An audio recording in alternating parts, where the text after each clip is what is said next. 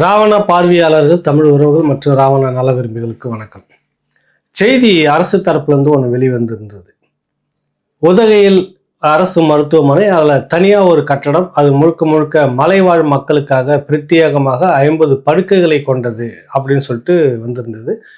குறிப்பாக இந்த திராவிட ஊடகங்கள் இது பெரிய விடயம், இது மலைவாழ் மக்களுக்காக இந்த அரசு முக்கியத்துவம் கொடுத்துருக்குது அப்படின்ற மாதிரி பிரபகண்டா பண்ணிட்டு இருக்குது. இன்னைக்கு பல விடயங்கள் நடந்துகிட்டு இருக்குது. அமைச்சர் நேரு வீட்டில் நடக்கிற ரெய்டு ஒன்றும் முடியல. சீமான் நீதிமன்றத்துக்கு போய் நேர் நின்று இருக்கிறாரு. அது ஒரு சலசலப்பான செய்தியாக பார்க்கப்படுகிறது. இதை தாண்டி நீதிமன்றத்தில் இன்னைக்கு டாஸ்மாக் சம்பந்தமான வழக்கு, இது விஷயமாக நீதிபதி கேள்வி, பல விடயங்கள் இருந்தாலும் அதை தாண்டி பேசக்கூடிய ஒரு முக்கியமான விடயமாக அதை நான் பார்க்குறேன். ராமசாமி நாயக்கர் அவர்கள் திராவிடன்னு பேசி அரசியல் செய்துட்டு இருக்க அந்த காலகட்டத்தில் தன்னை கிட்ட வரவங்க கிட்ட முதல்ல நீ என்ன சாதி அப்படின்னு சொல்லி கேட்பாருன்னு நான் மட்டும் சொல்லலை, இதை நான் சொன்னதில்லை. இன்னைக்கு கம்யூனிஸ்ட் கட்சியில் இருக்கக்கூடிய தோழர் வாசிக்கு உள்ளிட்ட நிறைய தலைவர்கள், ஏன் துரைமுருகனே ஒரு இடத்துல மூத்த அமைச்சர் துரைமுருகனே ஒரு இடத்துல பதிவு பண்ணியிருக்கிறாரு. என்கிட்ட சாதியை கேட்டாரு, நான் வன்னியர்னு சொன்னேன். நீயும் பழைய சாதி மாதிரி தான் அப்படின்ற மாதிரிலாம் சொன்னாருங்க. எதுக்கு இதை சொல்கிறோம்னா, அந்த சாதி வெறிய ரத்தத்துக்குள்ளேயே ஊதி இருக்கிறவங்களுக்கு தான் இப்படியான சிந்தனைகளும் இப்படியான பேர்லாம் இருக்கும். வெளிவேறதுக்காக அந்த மக்களுக்காக ஒரு விடிவை ஏற்படுத்தணும், அந்த மக்களுக்காக நாங்கள் குரல் கொடுக்குறோம், அந்த மக்களை விடுதலை பெறணும் அப்படின்னு ஒரு அரசியல் செய்துக்கிட்டு இருந்திருக்கிறார் அவர். இன்னைக்கு அவருடைய வாரிசுகளாகப்பட்டவர்கள் மனசுல ரத்தத்தில் அதுதான் ஊறி போயிருக்குது அப்படின்னு பலமுறை பல சம்பவங்களை நான் மேற்கோள் காட்டி பேசியிருக்கிறேன்.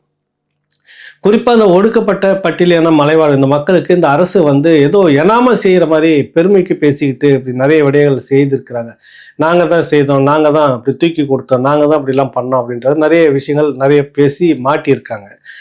இந்த சமூகத்தினுடைய முன்னணி தலைவராக இருந்த அன்னை சத்தியவாணி முத்து இந்த கட்சி, இந்த தலைமை, இந்த ஆள், இந்த நபர் இந்த இனத்துக்கு எப்பவுமே விரோதமாக தான் இருப்பார் அப்படின்னு சொல்லிட்டே தான் தனியாக ஒரு கட்சி ஆரம்பிச்சிருந்தாங்க.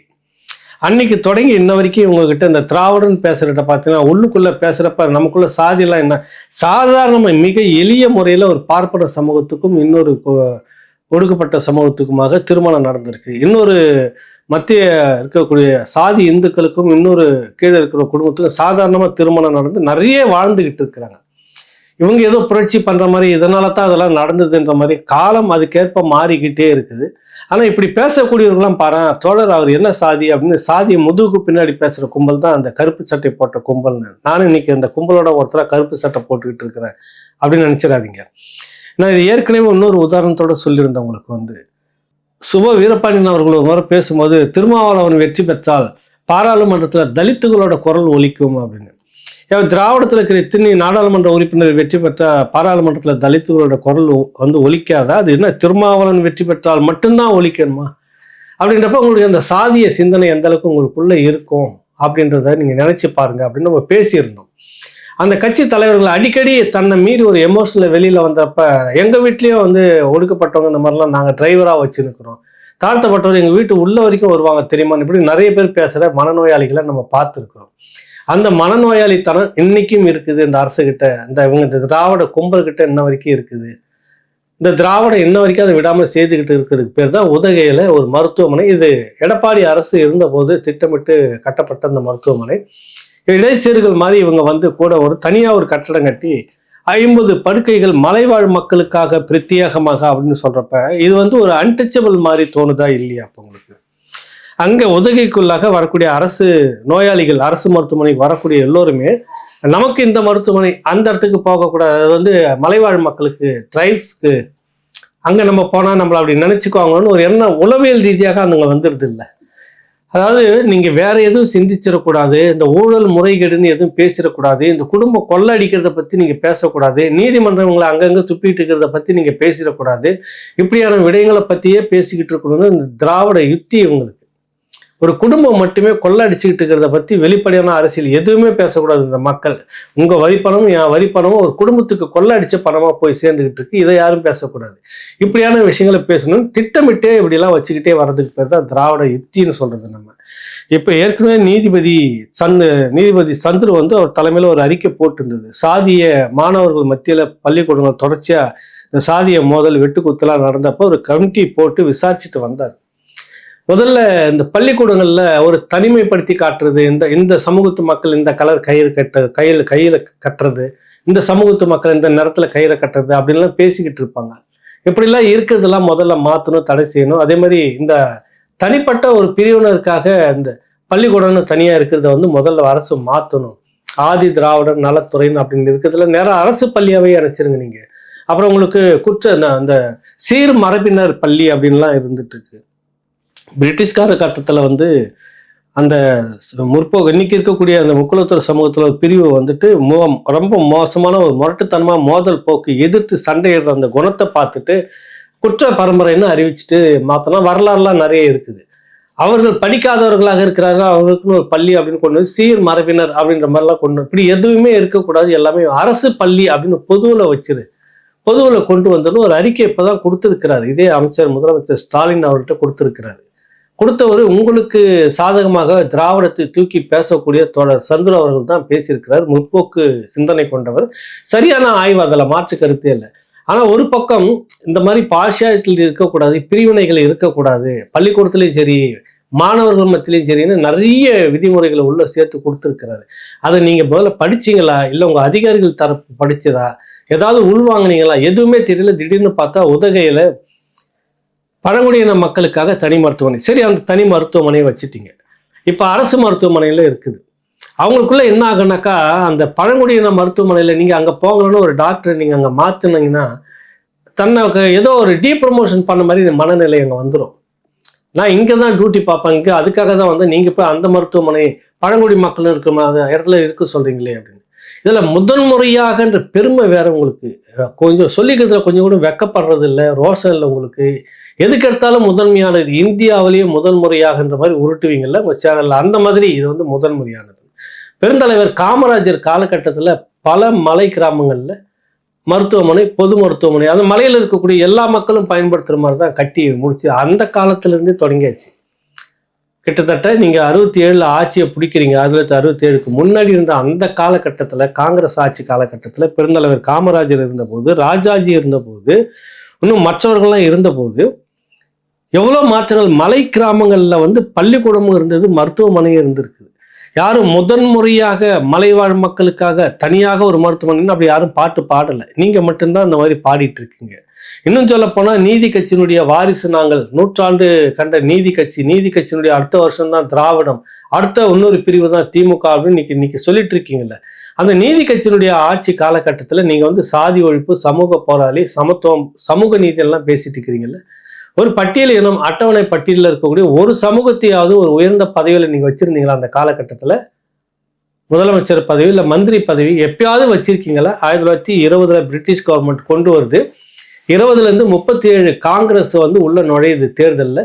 வந்த உடனே நீதி கட்சி விழுந்து போகுது. அதுக்கு இடைப்பட்ட அந்த காலத்தில் கிட்டத்தட்ட 17 ஆண்டு கால ஆட்சியில் ஒரு முறை கூட ஒரு பட்டியல் சமூகத்தை சேர்ந்தவரை நீங்கள் கொண்டுட்டு வரவே இல்லை. ஆனால் நீங்கள் தான் வந்துட்டு சமூக நீதிக்கான கட்சி நாங்கள், சாதி ஒழிப்புக்கான கட்சி நாங்கள், இப்படிலாம் நிறைய பேசிட்டு இருக்கிற நீங்கள் செய்யலை. ஆனால் உங்களுக்கு அடுத்து வந்த பார்ப்பன தலைமைன்னு சொல்லக்கூடிய பார்ப்பனர் ராஜாஜி அந்த அட்டவணை பிரிவினை சேர்ந்தவர் மந்திரியாக்குறாரு. என்ன முரண்பாடு பாரு. அப்போ நீங்கள் உங்கள் மன ரீதியாகவே சாதியை ஒழிப்பதாக சொல்கிற நீங்கள் உங்ககிட்ட இந்த சாதிய பாகுபாடு இன்னமும் உள்ளுக்குள்ளே இருக்குது. இது இன்னைக்கு நாட்டில் இருக்கக்கூடிய எல்லா பிரச்சனையோட முதன்மையாக பேசப்பட வேண்டிய விஷயம், விவாதிக்கப்பட வேண்டிய விஷயம், மிகப்பெரிய ஒரு சமூக குற்றம் நீங்கள் செய்து இந்த அரசு. சமூக நீதியை பேசக்கூடிய இந்த திராவிட மாடல் அரசு மிகப்பெரிய சமூக குற்றத்தை நீங்கள் அநீதியாக இணைச்சிருக்கீங்க. குறிப்பிட்ட அந்த மருத்துவமனையில் தனியாக கட்டணம், தனியாக 50 படுக்கைகள் மலைவாழ் மக்களுக்குன்றப்ப அங்கே நிறைய சிக்கல் வரும்.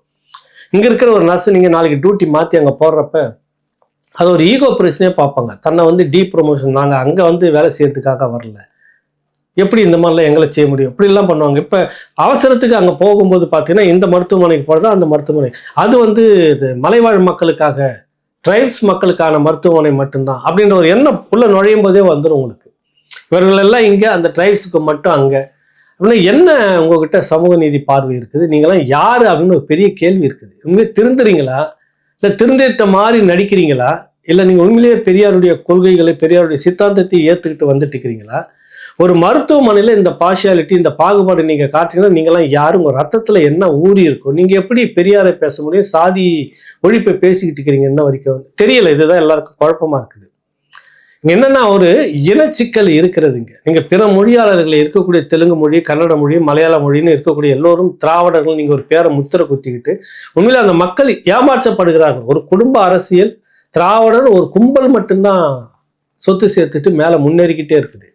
எந்த சமூகம் எந்த மொழி பேசக்கூடியவங்களும் முன்னேறல. அதான் பெரிய சிக்கலுங்க. யாருமே இதை பத்தி சிந்திக்க விடாம இந்த அரசியலை பேச விடாம நீங்க பாட்டு ஒரு போக்கல இப்ப இந்த பேசக்கூடிய சூழ்நிலைக்கு வந்துச்சு. இன்னைக்கு நாட்டுல எவ்வளவு பிரச்சனை வந்திருக்கு. திமுக நேரு வீட்டுல ரெய்டு 25 கோடி அவருடைய தம்பி வந்துட்டு ஐஓபி பேங்க்ல வந்துட்டு ஃப்ராடு பண்ணியிருக்கிறார்ன்ற பேர்ல தான் புகார் பதிவு செய்து அப்படிதான் உள்ள நுழையிறாங்க. குறிப்பிட்ட அந்த காலகட்டத்தில் நீங்க பாத்தீங்கன்னா 2017க்கு முன்னாடி இருக்கும் வெளி மாநிலங்கள்ல கொடி கட்டி பறக்குறீங்க ரியல் எஸ்டேட்ல. அதுக்கு பிறகு தமிழ்நாட்டுக்குள்ள வரீங்க. பாத்தீங்கன்னா ஒரு கட்டத்திலையும் பாத்தீங்கன்னா எக்கச்சக்கமான பலாயிரம் கோடிகள் டேர்ன் ஓவர் ஆயிட்டு இருக்கிற இந்த விஷயத்துல என்ன இன்னைக்கு மாலையை வந்து அதனுடைய அறிக்கை வெளியே வரும். என்ன எத்தனை கோடி முறைகேடு நடந்திருக்குது அப்படின்னு. 2014 அப்படின்னு நினைக்கிறேன். உங்களுக்கு வந்துட்டு சிபிஐனுடைய டைரக்டர் அவர் வந்துட்டு ஒரு அறிக்கை வந்து அப்போ ஒரு பேட்டியில சொல்றாரு. 2G ஊழல் நடந்ததில்ல, அதுல வந்து அந்த ஊழல் முறைகேடு 1,76,000 கோடி அரசுக்கு இழப்புன்னு சொன்னாங்கல்ல, அதை விட கூடுதலாக இருந்திருக்கும். அவ்வளவு பணமும் முறைகேடு எப்படி நடந்திருக்குன்னா 2 ரியல் எஸ்டேட் பண்ற அந்த நிறுவனத்தின் மூலமாக தான் பண பரிவர்த்தனை கைமாற்றம் நடந்திருக்குது. அப்ப இந்த ரியல் எஸ்டேட் பண்ற நிறுவனங்கள் வந்து மணி லாண்டரிங்ல கருப்பு பணத்தை வெள்ளையா மாத்துற இந்த வேலையை செய்துகிட்டு இருக்குது. இந்த ரியல் எஸ்டேட் நிறுவனங்களை இந்தியா முழுக்க வந்துட்டு ஒரு ஒழுங்குபடுத்தணும் அப்படின்னு ஏற்கனவே சொல்லி பல ஆண்டுகள் ஆயிடுச்சு. இன்ன வரைக்கும் அதுக்குள்ள போய் அப்படி ஒன்றும் செய்ய முடியல. ஆனால் திடீர்னு ஒரு ரியல் எஸ்டேட் நேற்று பார்த்தா ஒரு மாதிரி இருக்கிறாங்க, இன்னைக்கு பார்த்தா அப்படி இருக்காங்க. இந்த இவர்கள் மட்டும் கோட்டீஸ்வரர்களாக மேலே போயிட்டே இருக்கிறாங்க. 1 லட்சம் கோடி 2 லட்சம் கோடி 3 லட்சம் கோடி அப்படின்னு பெருகிக்கிட்டே இருக்குது. இந்த பணம்லாம் எங்கேருந்து வரும், எப்படி ரியல் எஸ்டேட்ல இவ்வளோ வந்தது, எதுவுமே தெரியாது. இப்போ இந்த மாதிரியான விடயங்கள் எல்லாம் பேசு பொருளாக்க கூடாது. இப்போ நம்ம எதை பேசுறோம்னா அந்த மருத்துவமனையில சமூக நீதினு பேசிட்டு இருக்கிற இந்த திராவிட மாடல் அரசு ஒரு மருத்துவமனைக்குள்ளாக தனியாக ஒன்று ஒதுக்கி மலைவாழ் மக்களுக்கு 50 படுக்கை அப்படின்ற பேர்ல முன்னுரிமை என்ற பேர்ல சொல்லி கொச்சப்படுத்துற இந்த விஷயத்த வந்து பேசுறோம். அவர்களுக்கு வந்து முன்னுரிமை கொடுக்கணும் அப்படின்னு நீங்க அந்த மருத்துவமனையில அந்த படுக்கைகளை போட்டுருங்க. எல்லாரும் வந்துட்டு எங்க வேணாலும் யாருன்னா இருக்கட்டும், 50 படுக்கைகள் அந்த மலைவாழ் மக்களுக்குன்னா அந்த மருத்துவமனைக்குள்ளேயே வச்சுட்டு போங்க. எல்லாரும் போல நோயாளி வரட்டும். பல நோயாளிகள் அங்கே வந்து அட்மிஷன் ஆகிற மாதிரி சேர்ற மாதிரி படுக்கையில் இருக்கிற மாதிரி அவங்களும் இருந்துட்டு போகட்டும். அது என்ன தனிச்சு பார்க்கறது, தனிச்சு பிரிக்கிறது? உங்களுக்கு புத்தி அப்போ எங்கே இருக்குது? நீங்கள் எதுக்கு பெரியாரை பேசுறீங்க, சாதி ஒழிப்புன்னு பேசுறீங்க, சமூக நீதினு சொல்றீங்கிறது தான் இப்போ மக்கள் மத்தியில் கேள்வியாக இருக்கிறது. உண்மையிலேயே ஊடகங்கள் இதை இன்னைக்கு கேள்விக்குறியாக்கணும், இதை பற்றி விவாதிச்சிருக்கணும். இது ஒரு பெரிய நோய். இது ஒரு பெரிய கொடுமையான நோய். இந்த காலகட்டத்திலே இந்த அரசு தொடர்ச்சியாக இதை பற்றி இப்படி விதைச்சிக்கிட்டே போகுது. பேசுறது முழுக்க சாதி ஒழிப்பு, சமூக நீதி, செய்யறது முழுக்க சமூக அநீதி, சாதி வளர்ப்பு. அதனுடைய விளைவு தான் உதகை மருத்துவமனையில மலைவாழ் மக்களுக்குன்னு 50 படுக்கைகள் கொண்ட தனி கட்டடம்ன்ற இந்த பம்மாத்து வேலை. அரசு உடனடியாக அதை வந்து இந்த அறிவிப்பை வந்து உடனடியாக திரும்ப பெறணும். அது எல்லா சக நோயாளிகளுக்கு உண்டான இடம் மாதிரி அதையும் மாற்றணும். இந்த தனிச்சு வைக்கணும் அவங்களுக்கு மட்டும் அப்படின்றதெல்லாம் அது ஏற்புடையது அல்ல. மன ரீதியாகவும் உளவியல் ரீதியாகவும் அவர்களை வந்து இன்னும் தனிமைப்படுத்தி இன்னும் ஒரு மோசமான நிலைக்கு கொண்டுட்டு போகும். நமக்கெல்லாம் அந்த மருத்துவமனை, அவர்களுக்கெல்லாம் அந்த மருத்துவமனை. இப்போ பல வசதி அங்கே இருக்கும் பெரிய மருத்துவமனையில். இந்த 50 பேர் இருக்கிற கட்டிடத்துக்கு மட்டும் உங்களுக்கு ஏதோ ஒன்று எக்ஸ்ரே இருக்கு. எங்க நீங்கள் அங்கேருந்து வரியா? எஸ்டி ஹாஸ்பிட்டலா? ட்ரைப்ஸுக்கு எஸ்டின்னு சொல்லுவாங்க, ஷெட்யூல்டு ட்ரைப்ஸ் வந்து எஸ்டி ஹாஸ்பிட்டலா? அங்கேருந்து வரியா? அங்கேருந்து வரீங்களா? இப்படியே கேட்பாங்க. அப்போ அது வந்து உளவியல் ரீதியாக எந்த மாற்றத்தை அவங்களுக்கு ஏற்படுத்தணும். எவ்வளோ வளர்ந்துருக்கிறீங்க, ஆனால் நீங்கள் மட்டும் வளராமல் இருக்கிறீங்க. அதை மாற்றிக்கணுன்றது தான் அந்த பதிவு. மீண்டும் ஒரு நிகழ்ச்சியில் சந்திப்போம். நன்றி, வணக்கம்.